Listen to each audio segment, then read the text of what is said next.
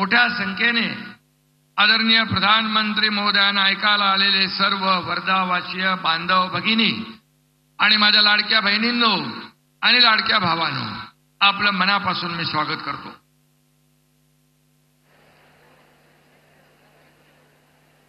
मोदी जी के 10 साल के सफल कार्यकाल का वर्णन करते हुए मैं ये कहता हूं, 10 साल बेमिसाल। नरेंद्र मोदी जी है विकास की नई मिसाल। लगातार तीसरी बार इस देश के प्रधानमंत्री पद संभालने वाले माननीय मोदी जी के नेतृत्व में एनडीए सरकार के 100 दिन पूरे हुए हैं। मुझे इसमें कोई संदेह नहीं है कि मोदी जी तीसरी बार तीसरे कार्यकाल में प्रगति की गति 3 गुना बढ़ाएंगे और हमारे भारत को नई ऊंचाई प्रदान करेंगे। ये 100 दिन तो एक झांकी है, मोदी साहब की बड़ी इनिंग अभी बाकी है। मोदी जी के नेतृत्व में देश को महासत्ता बनाने का 140 करोड़ जनता का सपना 100% पूरा होगा। आने वाले वर्षों में हमारी एनडीए सरकार दुनिया के सबसे ताकतवर देश की सूची में भारत का स्थान मजबूत करेगी, ऐसा हमें विश्वास है। 21वीं सदी भारत की सदी, ऐसा मोदी साहब ने कहा था। हमारा भी यही कहना है कि 21वीं सदी भारत की सदी, क्योंकि देश के कप्तान हैं नरेंद्र मोदी, और इसलिए मैं उनका फिर एक बार तहे दिल से स्वागत करूंगा। आज पीएम विश्वकर्मा योजना को 1 साल पूरा हुआ है। कारीगरों का हुनर पहचानना, उन्हें सप्लाई चेन की मुख्य धारा में लाना, उन्हें मार्केटिंग ब्रांडिंग का सपोर्ट करना, इतनी दूरगामी सोच सिर्फ मोदी जी की हो सकती है। इसलिए जब प्रदर्शन में हम गए थे तो कई कारीगर कह रहे थे, हम इतने छोटे छोटे कारीगर हैं, आज छोटा छोटा व्यवसाय करते हैं, लेकिन इतने बड़े देश के प्रधानमंत्री हमारे बारे में इतनी बारीकी से सोचते हैं। ऐसे प्रधानमंत्री हमने देखे नहीं। मैंने कहा ना देखे हैं ना देखोगे भी, क्योंकि मोदी जी ऐसे हर विभाग को, हर सेक्टर को मेन स्ट्रीम में लाना चाहते हैं, उद्योजक बनाना चाहते हैं, लोगों को रोजगार देना चाहते हैं। और इसलिए आज महाराष्ट्र में पीएम विश्वकर्मा योजना में 14,72,000 से ज्यादा एप्लीकेशन रजिस्टर हुई है। इस योजना के माध्यम से छोटे व्यवसाय को लोन दिया गया, इससे कारोबार बढ़ा, रोजगार के अवसर पैदा हुए और देश की अर्थव्यवस्था भी मजबूत हो रही है। यह मोदी जी के सबका साथ सबका विकास के समग्र दृष्टिकोण का सबसे अच्छा उदाहरण है।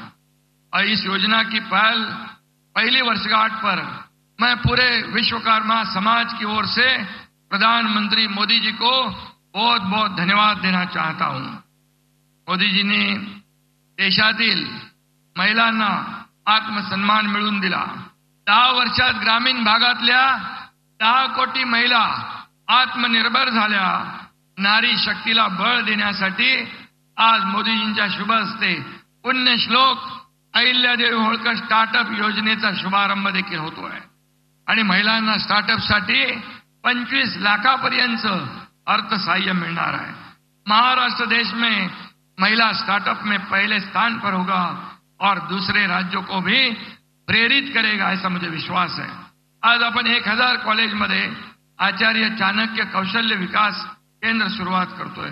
वर्षभरात 3 लाख विद्यार्थ्यांना प्रोफेशनल ट्रेनिंग दिली जाणार आहे आणि म्हणून त्याचबरोबर अमरावतीमध्ये मगाशी देवेंद्रजींनी सांगितलं, पीएम मित्रा टेक्सटाईल पार्कचे भूमिपूजन होत आहे। 8,000 कोटींची इन्व्हेस्टमेंट असलेल्या या पार्कमध्ये 2 लाखापेक्षा जास्त रोजगार मिळणार आहे। या पार्कमुळे संपूर्ण परिसराचा मेकओव्हर होईल, देशाच्या अर्थकारणाला देखील हातभार लागेल। मोदीजी कधी छोटी स्वप्न पाहत नाहीत। आपला देश जसा महान तशीच मोदीजींची स्वप्नेही महान आहेत. आणि म्हणून मुंबई को ग्लोबल फिनटेक कैपिटल बनाने का निर्धार उन्होंने किया है. फिनटेक तकनीक 2030 तक भारत को $7 ट्रिलियन अमेरिकी डॉलर की अर्थव्यवस्था बनाने की दिशा में योगदान दे सकती है, जिसमें महाराष्ट्र का बड़ा योगदान हो सकता है. इस सपने को साकार करने के लिए हम दिन रात मेहनत कर रहे हैं. कल ही हमने नवी मुंबई में एक महत्वाकांक्षी सेमीकंडक्टर परियोजना का भी भूमि पूजन किया है. 3rd लार्जेस्ट इकोनॉमी बनने का सपना भी हमें साकार करना है. मोदी जी पूरी दुनिया में देश का मान सम्मान बढ़ा रहे हैं और मनी लॉन्ड्रिंग और टेरर फंडिंग को भी रोकने में भारत की कोशिश प्रभावी बन रही है और यश भी मिला है, ऐसा FATF ने कहा है. और दूसरी तरफ आज हम देखते हैं कि हमारे कुछ लोग विदेश में जाकर हमारे देश को बदनाम करते हैं, आरक्षण रद्द करने की बात कहते हैं. और मैं ये कहूंगा, जो आरक्षण संविधान डॉक्टर बाबा साहेब आंबेडकर जी ने दिया है, उसे किसी को भी रोकने या खत्म करने का अधिकार नहीं है. और इसलिए मोदी जी यहां पर प्रधानमंत्री जी है, तब तक ये गरीब तबके का आरक्षण कोई भी माई का लाल खत्म नहीं कर सकता है, इतना ही मैं विश्वास दिलाता हूं. लेकिन यहां पर माननीय मोदी जी के मार्गदर्शन में गृह मंत्री अमित भाई शाह जी ने 370 धारा हटाकर हमारे कश्मीर के जन्नत को आजाद करा दिया. लेकिन कुछ लोग कहते हैं कि 370 कलम फिर लाएंगे. क्या आप दहशतवाद फिर लाना चाहते हो? क्या पाकिस्तान की बोली बोलने वाले लोग जो ये 370 जो कलम हटाने के बाद ये कश्मीर का विकास हो रहा है, क्या विकास को रोकना चाहते हो? आतंकवादियों से मिलकर मिलीभगत करना चाहते हो? और इसलिए कांग्रेस को इसका भुगतान भोगना पड़ेगा, इतना ही मैं कहूंगा. मोदी जी ने कई क्रांतिकारी फैसले लिए हैं. अब प्रधानमंत्री मोदी जी ने 1 नेशन 1 इलेक्शन का ऐतिहासिक निर्णय लिया है. मैं मोदी जी का अभिनंदन करता हूं, उनका स्वागत करता हूं. आज पूरा देश उनके साथ खड़ा है. मोदी जी की सभी योजनाएं, सभी निर्णयों का उद्देश्य देश के पिछड़े कमजोर वर्गों का कल्याण करना है और यही उनका एकमात्र उद्देश्य है. आम आदमी का सम्मान बढ़ाना, उनकी ताकत बढ़ाना, उनकी समृद्धि बढ़ाना. हम उनके आदर्शों पर चलकर पिछले 2.25 साल में राज्य के सर्वांगीण विकास के लिए काम कर रहे हैं. इसलिए लाडली बहन योजना हो, लाडला भाई योजना हो, 1 करोड़ 60 लाख हमारी लाडली बहनों के खाते में महीने में 1,500 रुपया, 2 महीने के 3,000, सालाना 18,000 रुपया ये जमा हो रहे हैं. ये संख्या 2.5 करोड़ तक पहुंचेगी.